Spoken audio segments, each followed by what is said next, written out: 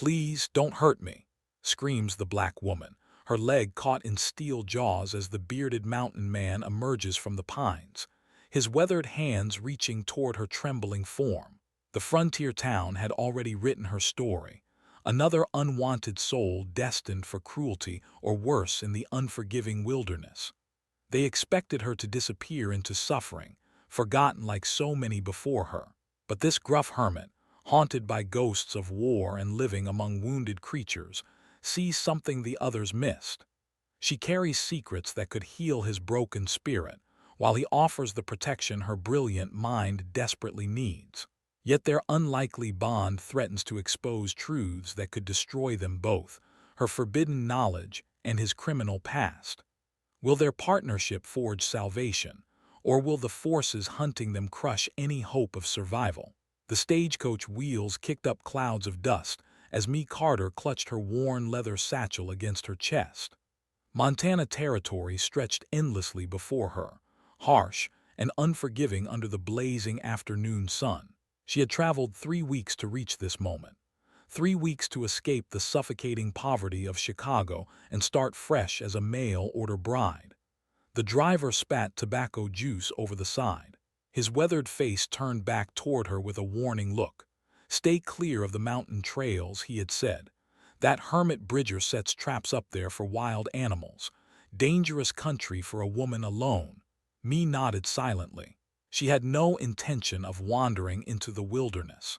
Her future husband, Edgar Whitmore, would be waiting at the general store in Copper Ridge, a respectable bank manager who promised security and protection. She touched the hidden medical journals sewn into her satchel's lining. Her grandmother's healing knowledge would remain her secret. No one could know about her training, not in a world that barely tolerated her existence, let alone her intelligence.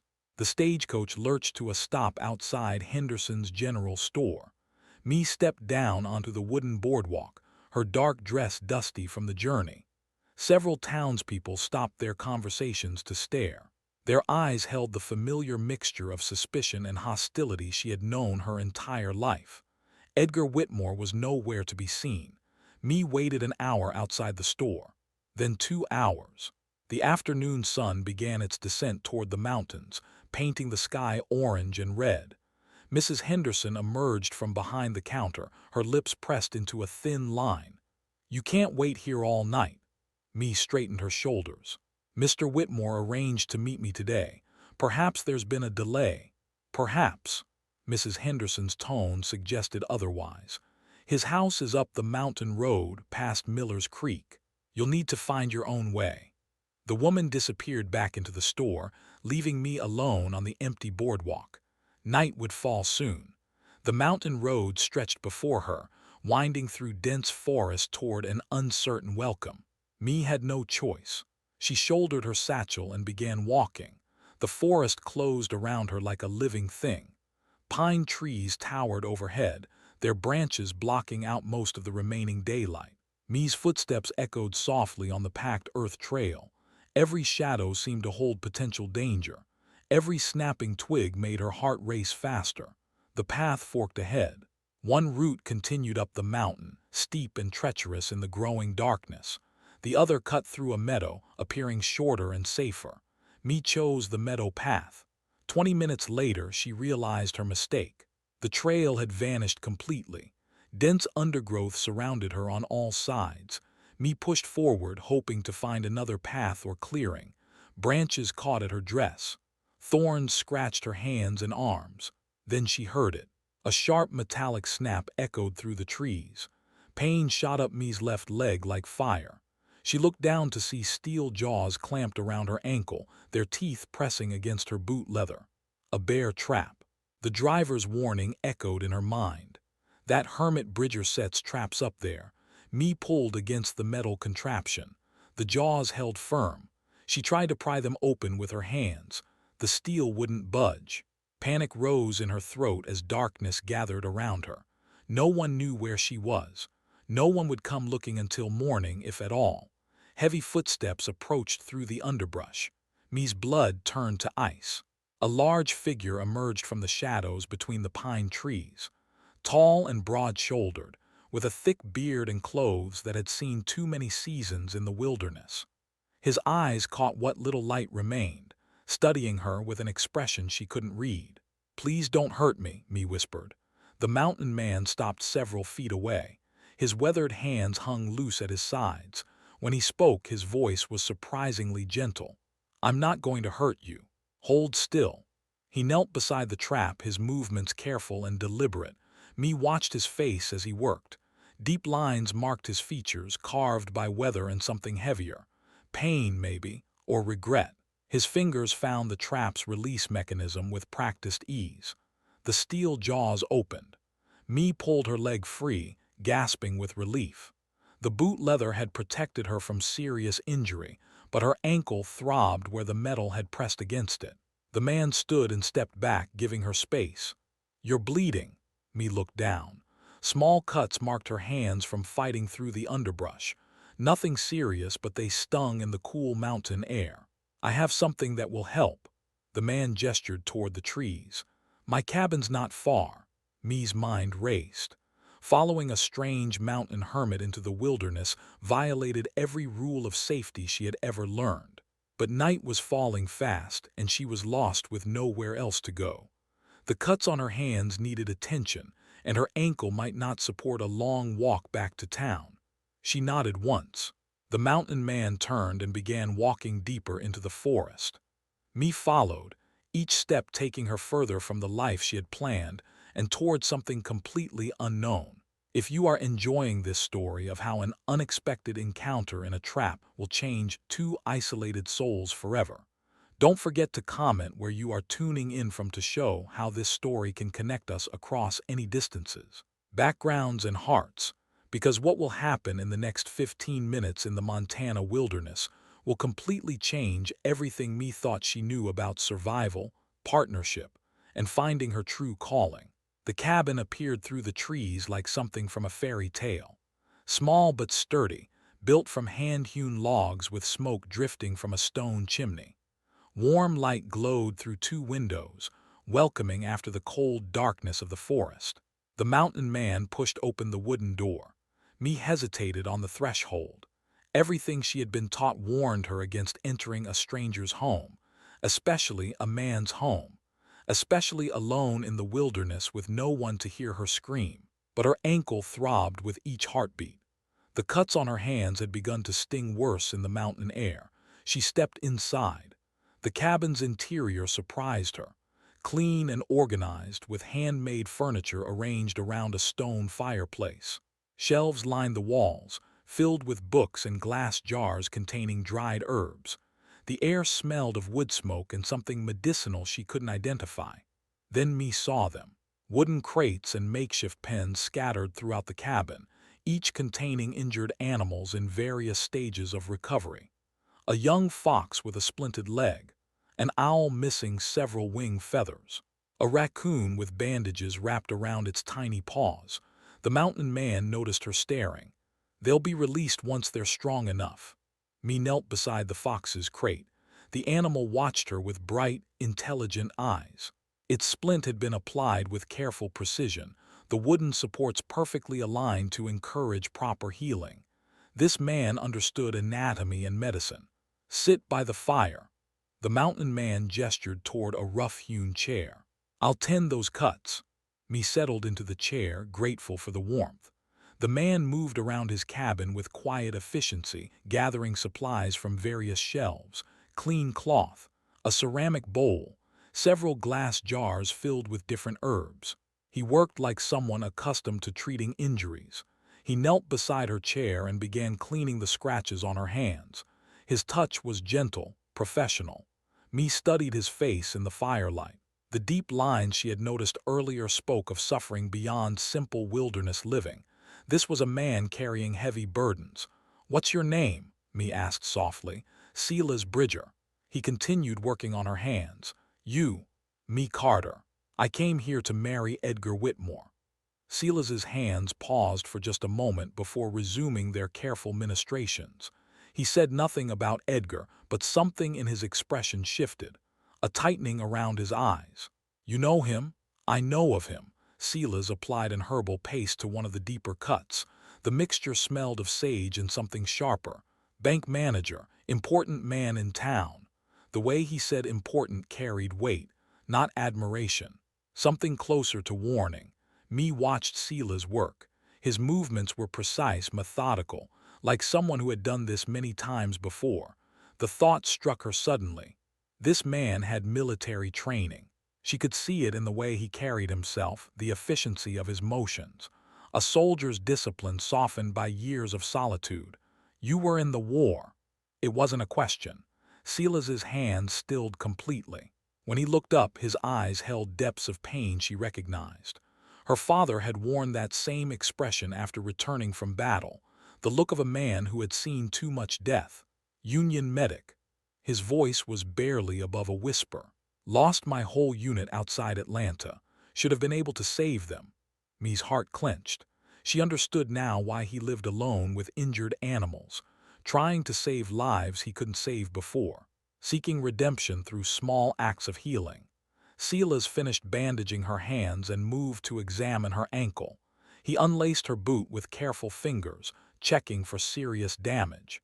The skin was bruised but unbroken. He wrapped it with practiced skill. You'll be fine in a few days. He sat back on his heels. I can take you back to town in the morning. Me nodded, though something inside her resisted the idea of returning. The cabin felt safer than anywhere she had been in months, maybe years.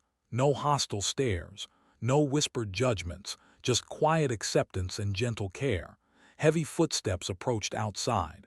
Silas tensed, his hand moving instinctively toward a rifle hanging over the fireplace. The cabin door burst open without warning.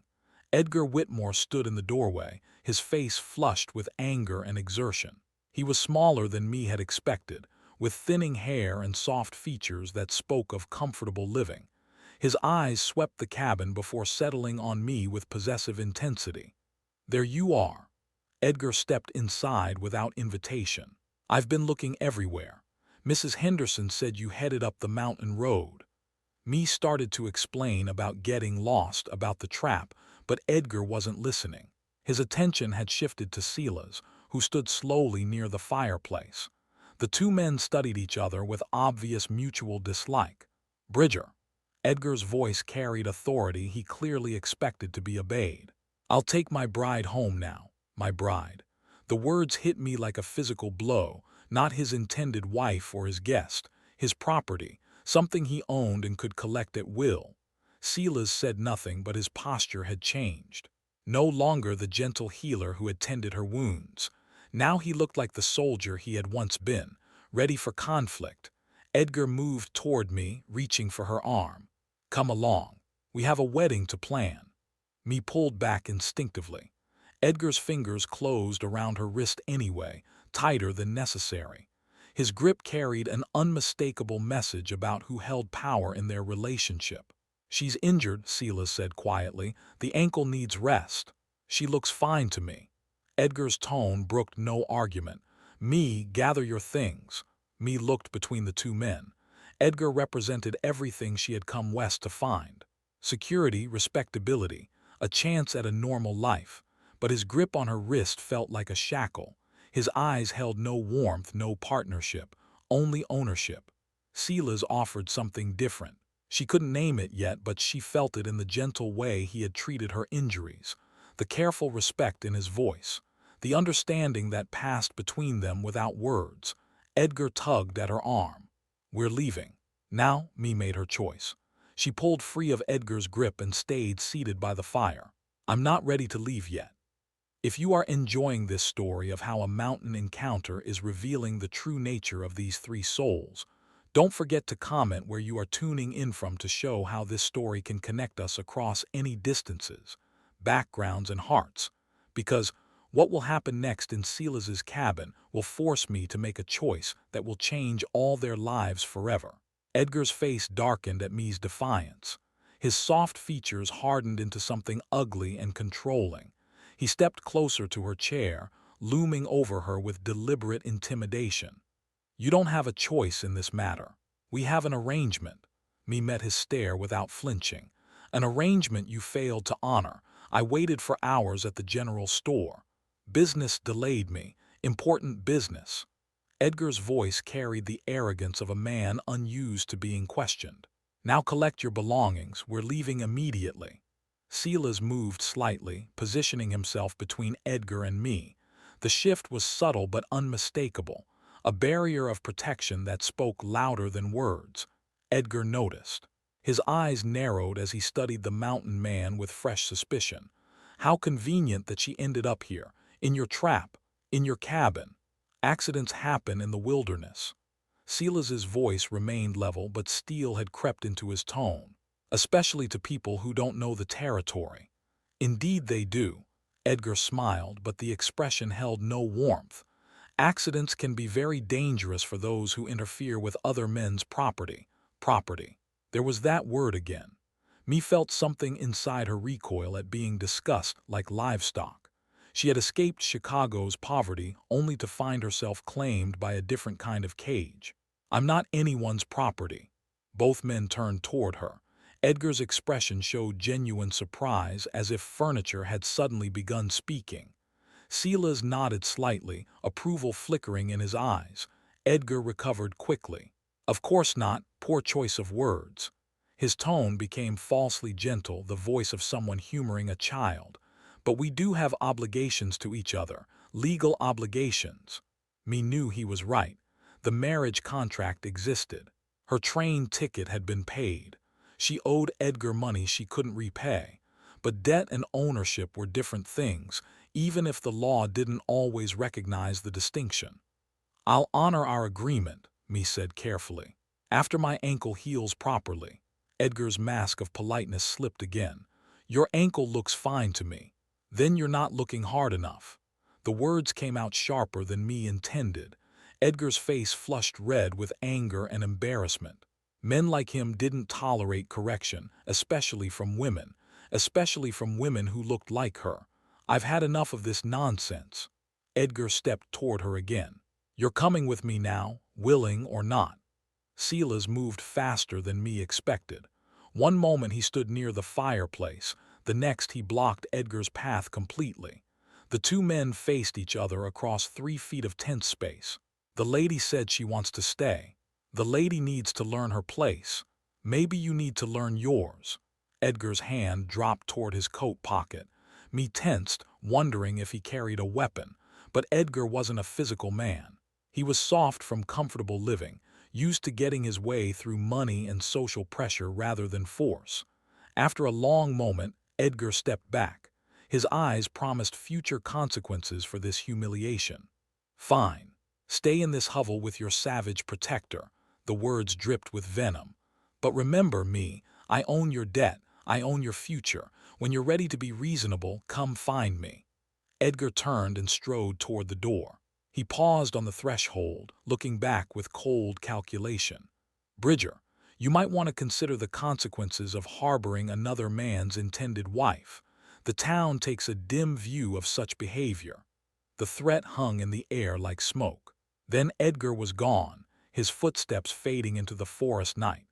Silas remained motionless until the sounds disappeared completely. Only then did he relax his soldier's posture. He moved to the window, watching through the glass until he was satisfied Edgar had truly left. Me stayed in her chair by the fire, processing what had just happened. She had defied Edgar Whitmore, chosen her own path over security and social expectations. The magnitude of that decision began to sink in. You can still go after him. Silas's voice was quiet, without judgment. Catch up before he reaches town. Me studied the mountain man's profile in the firelight. Strong jaw shadowed with beard. Eyes that had seen too much death but still held gentleness. Hands that could set traps and heal wounds with equal skill. Is that what you think I should do? Silas turned from the window. I think you should do whatever feels right to you, not what other people expect, not what's safe or proper. What feels right? Me had never been asked that question before. Her entire life had been shaped by other people's expectations and society's demands. What felt right to her was a foreign concept. She looked around the cabin again, the injured animals recovering in their makeshift beds. The medical supplies organized with military precision. The books on the shelves that suggested intelligence and learning. This place felt more like home than anywhere she had ever been. "I'd like to stay, at least until morning," Silas nodded. "You can have the bed, I'll sleep by the fire." "That's not necessary. I don't want to put you out of your own bed." "It's no trouble." Silas began arranging blankets near the fireplace. "I don't sleep well most nights anyway. Bad dreams." Me understood about bad dreams. She had plenty of her own, memories of hunger and cold and helplessness, the weight of secrets she couldn't share, the constant fear of being discovered and destroyed. As Silas prepared his makeshift bed, me noticed something else. He favored his left side, moving carefully as if compensating for some hidden injury. When he thought she wasn't watching, he pressed his hand against his ribs with a barely suppressed grimace. "You're hurt." Silas paused in arranging his blankets. "Old wound, acts up in cold weather." "How old?" "Few weeks. Maybe a month." He tried to sound casual, but me caught the strain in his voice. "Bear got too close to one of my traps, had to discourage it from coming back." Me stood up, testing her ankle. The joint was stiff but stable. She moved towards Silas with growing concern. "Let me see." "It's nothing serious." "I'll be the judge of that." Something in her tone made Silas look up sharply. Me met his gaze with steady confidence. The voice of someone accustomed to being obeyed in medical matters.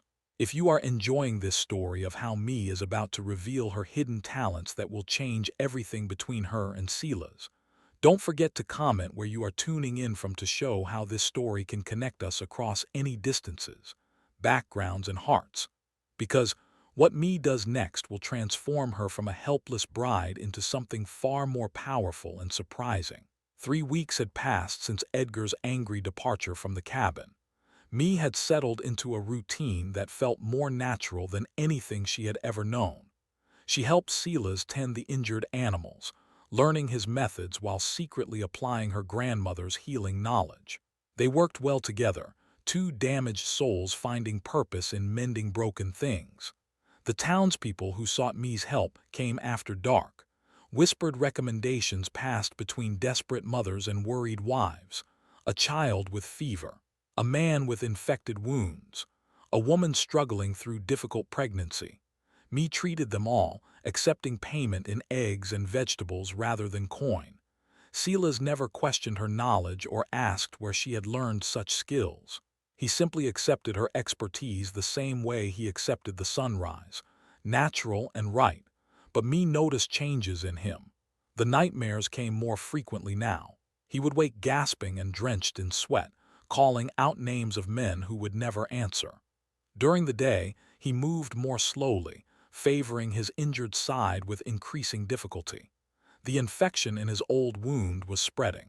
Me tried to treat it with external remedies, poultices of sage and honey. Clean bandages changed twice daily, but the fever had taken hold now, burning through his body like wildfire. Silas needed stronger medicine than she could provide without revealing the full extent of her training. On a cold Tuesday morning, Silas collapsed while feeding the animals. Me found him unconscious near the fox's pen, his skin burning with fever. She dragged him to his bed with strength born of desperation. His breathing was shallow and rapid. The wound in his side had opened again, weeping infection despite all her careful tending. Time was running out. Me made her choice. She opened her leather satchel and removed the hidden compartment sewn into its lining. Her grandmother's medical journals emerged into the lamplight, pages filled with handwritten formulas and techniques passed down through generations of healers. Knowledge that could save lives or destroy her if discovered. She worked through the day and into the night. Ground willow bark for fever, mixed precise amounts of golden seal and echinacea for infection, applied hot compresses to draw out the poison, forced liquid between Silas's cracked lips drop by careful drop. By dawn, the fever had broken. Silas woke weak but clear-headed.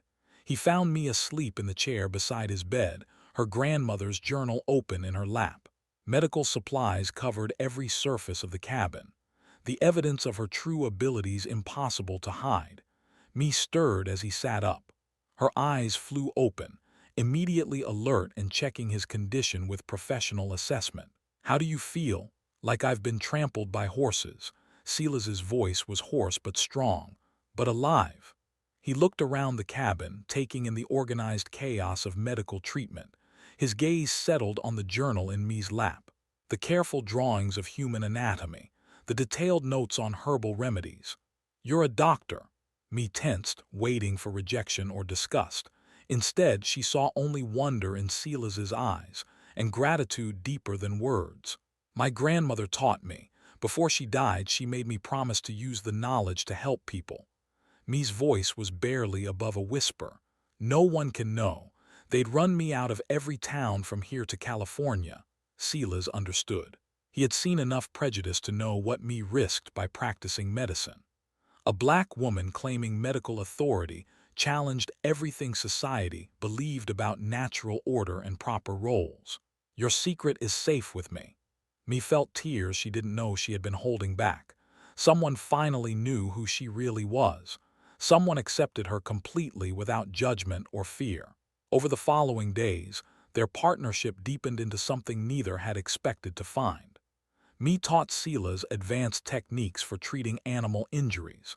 He shared his knowledge of wilderness survival and natural resources. They worked as equals, each respecting the other's expertise. The stream of nighttime patients increased. Word spread carefully through the community that the woman staying with the mountain hermit possessed unusual healing abilities. Me's reputation grew in whispers and shadows. But Edgar Whitmore was also building something. Resentment and anger had festered in the weeks since his humiliation at Silas's cabin. He spread rumors about Me being corrupted by wilderness living, about Silas stealing another man's rightful bride. The stories found fertile ground in minds already predisposed to suspicion. Me sensed the growing tension when she ventured into town for supplies. Hostile stares followed her movements. Conversations stopped when she approached. The general store owner accepted her money with obvious reluctance. "People are talking," she told Silas that evening. "Edgar's been busy spreading stories." Silas continued sharpening his hunting knife, but his movements had grown tense. "What kind of stories?" "The kind that end badly for people like us." They both knew what she meant. A black woman living unmarried with a white mountain man violated every social convention. Add Me's secret medical practice and Silas's reputation as an outsider, and they had created a situation that threatened the community's sense of proper order. 3 nights later, Sheriff Murphy arrived at the cabin. He came alone, which Me took as a hopeful sign. The sheriff was a practical man, more interested in keeping peace than enforcing every social nicety, but his expression was grim as he dismounted from his horse. "Evening, Bridger." "Miss Carter." The sheriff touched his hat brim in reluctant politeness. "We need to talk." Silas stepped onto the porch, Me close behind. The animals in their pens grew restless, sensing tension in the air. "Edgar Whitmore's been filing complaints." Sheriff Murphy's voice was tired, like a man forced to handle distasteful duties. "Says you stole his intended bride, corrupted her with wilderness living and unseemly behavior." Me felt anger rise in her chest. "I chose to stay. No one stole anything." "I'm sure that's true, miss, but the law sees things differently. You have a contract with Mr. Whitmore, legal obligations." Silas stepped forward slightly.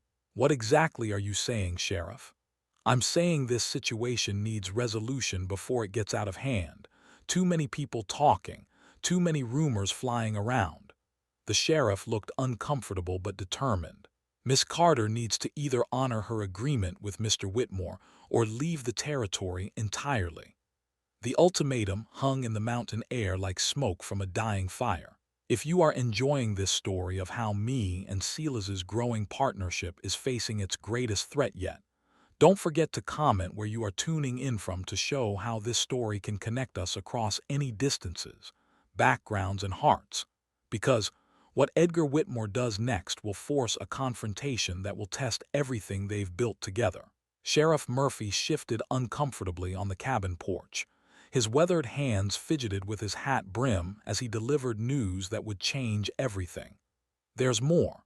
Edgar's filed additional charges against you, Bridger. Says you stole money from the bank to pay for Miss Carter's services." The sheriff's voice carried doubt about the accusation. "Claims he has evidence." Me felt the world tilt beneath her feet. Silas went rigid beside her, his soldier's instincts recognizing a carefully laid trap. "What kind of evidence?" Silas kept his voice steady, but me caught the edge of steel beneath. "Says he found banknotes hidden in your storage shed. Serial numbers match money that went missing last month." Sheriff Murphy looked genuinely troubled by the accusation. Edgar's demanding immediate arrest and trial. Me's mind raced. Edgar had been planning this for weeks, building his case while they lived peacefully in the mountains. The missing money, the planted evidence, the convenient timing, all designed to destroy Silas and reclaim his property in one decisive stroke. "When did this money supposedly go missing?" Me asked. "3 weeks ago, right around the time you chose to stay here instead of honoring your marriage contract." The sheriff's tone suggested he saw the convenient connection. "Edgar says that's when Bridger made his payment for your affections." The insult hit me like a physical blow. Edgar had reduced her to a commodity bought and sold between men. Worse, he had crafted a story that would resonate with every prejudice the community already held. "I want to see this evidence," Silas said. "It's been moved to the bank for safekeeping. Edgar's calling for a town meeting tomorrow to present his case." Sheriff Murphy replaced his hat with obvious reluctance. "I'm sorry, Bridger. I have to ask you to come into town for questioning." Me watched Silas weigh his options. Running would confirm his guilt in everyone's minds. Staying meant facing a rigged trial with predetermined outcome. Either choice led to destruction. "I'll come voluntarily, but Miss Carter stays here." "Afraid that's not possible. She's a key witness. Needs to be available for testimony." Me understood the real message. Edgar wanted her where he could control her, isolated from Silas and dependent on Edgar's mercy for protection from an angry mob. "I'll testify to the truth," Me said firmly. "Silas Bridger never stole anything. This is Edgar's revenge for being rejected." Sheriff Murphy nodded sympathetically. "I believe you, miss. But a lot of folks in town are worked up about this situation. They see a respectable banker's word against a mountain hermit and a runaway bride. Right or wrong, that's how they'll judge it." The sheriff mounted his horse and rode into the gathering dusk. Me and Silas stood on the porch long after the hoofbeats faded, both understanding how thoroughly they had been outmaneuvered. That night, Me sat by lamplight reading her grandmother's journals. Not for medical knowledge this time, but for strength. The old woman had faced impossible situations with dignity and intelligence. She had survived slavery and Reconstruction through careful planning and strategic thinking. Me needed those same qualities now. She studied everything she knew about Edgar Whitmore, his position at the bank, his desperate need to maintain respectability, his fury at being publicly rejected. Men like Edgar didn't risk exposure unless they faced greater dangers. Something else was driving his actions. Something that made destroying Silas worth the risk of public scrutiny. Me thought about the timing.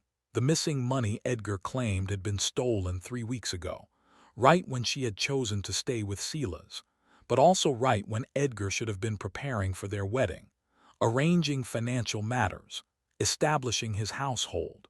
What if Edgar couldn't afford to marry her? What if he needed the missing bank money for their wedding expenses and living arrangements? Me's blood went cold as the pieces fell into place. Edgar hadn't stolen money to frame Silas. He had stolen it for himself, then created the frame-up to cover his own crime.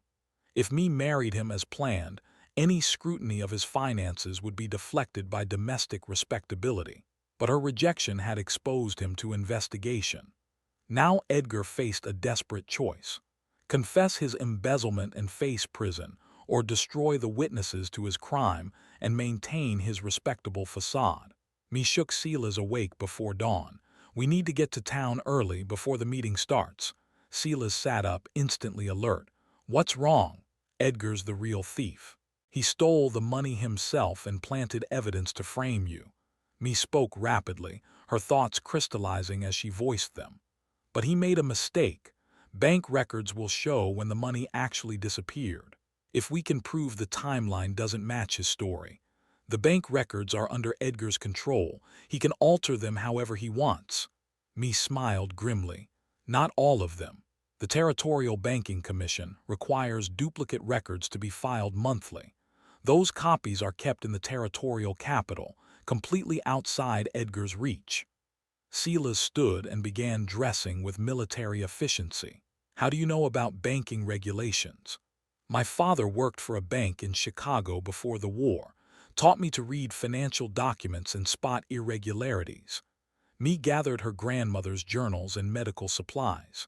If Edgar's been embezzling, there will be traces in the official records. Even if you're right, how do we prove it? The territorial records are 2 days' ride from here. Me's smile grew confident. We don't need to prove it today. We just need to plant enough doubt to delay the trial. Force them to investigate properly instead of rushing to judgment.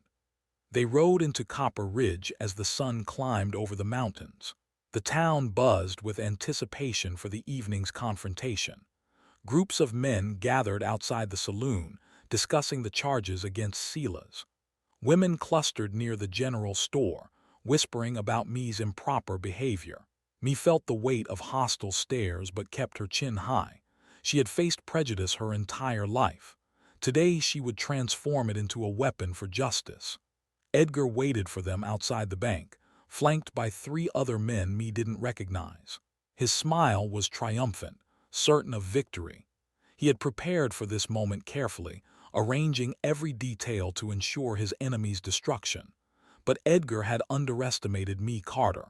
He saw a runaway bride who could be intimidated into compliance. He didn't see the intelligent woman who had saved Silas's life through medical expertise, who had built a secret practice through strategic thinking, who carried her grandmother's legacy of surviving impossible odds. Me dismounted from her horse and walked directly toward Edgar with steady purpose. The final confrontation was about to begin. If you are enjoying this story of how Me has uncovered Edgar's deadly deception and is preparing to fight back with intelligence and courage, don't forget to comment where you are tuning in from to show how this story can connect us across any distances, backgrounds, and hearts. Because what happens next in Copper Ridge will determine whether justice or corruption wins the day. The makeshift courthouse in Henderson's General Store overflowed with spectators. Every chair was filled, men standing along the walls, women crowding near the windows. The entire town had come to witness Edgar Whitmore's moment of triumph over the mountain hermit and his defiant bride. Edgar sat at the front table, confident and composed. His evidence was arranged in neat stacks before him. Bank notes with matching serial numbers, a sworn statement about the timing of the theft, 3 witnesses ready to testify about Silas's suspicious behavior. Silas entered with Me at his side. Hostile murmurs rippled through the crowd. Someone spat on the floor near Silas's feet. Me felt the weight of dozens of stares, each one carrying judgment and condemnation. Sheriff Murphy called for order. This is a preliminary hearing to determine if charges should be filed. Mr. Whitmore, present your evidence. Edgar rose with theatrical precision. He held up the bank notes, their serial numbers clearly visible to the crowd. These were found hidden in Silas Bridger's storage shed yesterday morning. They match exactly the money stolen from my bank 3 weeks ago. Murmurs of anger swept through the assembled townspeople. The evidence appeared damning and absolute. Furthermore, Edgar continued, the timing coincides perfectly with Miss Carter's decision to abandon our marriage contract. Bridger clearly paid her to stay with him instead of honoring her legal obligations to me. Me stood before Edgar could continue, every eye in the room fixed on her with hostile attention. She had one chance to plant doubt in their minds, one opportunity to turn Edgar's certainty against him. Mr. Whitmore, when exactly did you discover this missing money? Edgar smiled condescendingly. 3 weeks ago, when I was preparing our wedding arrangements. The money was needed for household expenses. And when did you report the theft to Sheriff Murphy? Edgar's smile faltered slightly. Yesterday, when the evidence against Bridger came to light. Me turned to address the crowd. So Edgar waited 3 weeks to report a theft from his own bank. 3 weeks while a criminal supposedly roamed free with stolen money. I was conducting my own investigation, Edgar said quickly. Gathering evidence before making accusations. Or covering up your own crimes while creating a scapegoat. The accusation hit the room like a thunderclap. Edgar's face went white with shock and rage. Sheriff Murphy leaned forward with sharp interest. That's a serious charge, Miss Carter. Do you have evidence? Me walked to Edgar's table and picked up the bank notes. She studied them in the lamplight, running her fingers along the edges with practiced examination. These bills are crisp, newly printed. She held one up for the crowd to see. But they've been artificially aged. See the slight discoloration around the edges. Someone rubbed them with dirt and coffee grounds to make them appear older. Edgar lunged for the notes. She's lying, desperate to save her lover. Me stepped back, keeping the evidence out of Edgar's reach. If these were stolen 3 weeks ago and hidden in a mountain storage shed, they would show real weather damage. Rain stains, genuine dirt, natural aging from temperature changes. Sheriff Murphy examined the bills himself. His expression grew thoughtful as he noticed the artificial aging Me had described. There's more, Me continued. Edgar claims the money was stolen for wedding expenses, but our marriage was arranged through correspondence months ago. Any legitimate preparation costs would have been budgeted in advance. The crowd began murmuring with uncertainty. Edgar's perfect case was developing cracks under Me's methodical assault. She's a runaway bride and a liar. Edgar's voice rose to near hysteria. Why would you believe her word over mine? Me faced the crowd with quiet dignity. Because I can prove Edgar's timeline is impossible. Mrs. Henderson, you ordered supplies for my wedding 3 weeks ago. Do you remember Edgar paying for them? Mrs. Henderson shifted uncomfortably near the window. He said payment would come later, after the ceremony. Mrs. Walsh, Edgar promised to pay your dressmaking fee after the wedding. Correct? The dressmaker nodded reluctantly. Said he was waiting for some investments to mature. Me turned back to Edgar. You had no money 3 weeks ago. No available funds for wedding expenses, because you had already stolen it from the bank and needed time to cover your tracks. Edgar's facade crumbled completely. Sweat beaded on his forehead despite the cool mountain air. His hands trembled as he reached for the fabricated evidence. The real theft happened months ago, Me pressed on. Small amounts taken gradually to cover gambling debts or failed investments. When the territorial banking inspection was announced, you panicked. You needed a scapegoat and a reason for any missing funds. Sheriff Murphy stood slowly. His hand rested on his sidearm as he studied Edgar with new understanding. That's why you were so desperate to marry me, Me continued. A wife would provide respectability and distraction from financial irregularities. But when I chose Sela's instead, you had to create this elaborate frame-up. Edgar broke completely. She's making wild accusations. I'm a respected member of this community. Then open your private bank records for inspection. Show everyone how you afforded a mail-order bride and wedding expenses on a bank manager's salary. The color drained from Edgar's face. Around the room, townspeople began to see their respected banker in a new light. His desperate behavior, his immediate accusations, his 3-week delay in reporting the supposed theft. Mrs. Murphy pushed through the crowd. The sheriff's wife rarely spoke in public gatherings, but now she faced me with tears in her eyes. You saved my daughter's life when the fever took her, used medicines the town doctor didn't have. Her voice carried clearly through the silent room. This woman is a healer, not a criminal. Other voices joined hers. The miller whose infected wound Me had treated. The rancher's wife whose difficult birth Me had attended. One by one, Me's secret patients revealed themselves, testifying to her character and medical skill. Edgar realized his support was evaporating. In desperation, he reached for the planted evidence, attempting to destroy it before further examination could expose his deception. Sheriff Murphy's hand clamped down on Edgar's wrist. "I think we need to take a much closer look at those bank records. All of them." 6 months later, Mee Carter operated the territory's first integrated medical practice from her clinic in Copper Ridge. Silas worked beside her as her trusted partner and assistant, their shared trauma transformed into healing purpose. Edgar Whitmore served a prison sentence for embezzlement and attempted fraud, his respectability permanently destroyed. Mee had found something she never expected in the Montana wilderness. Not just love or partnership, but the freedom to use her abilities openly and proudly.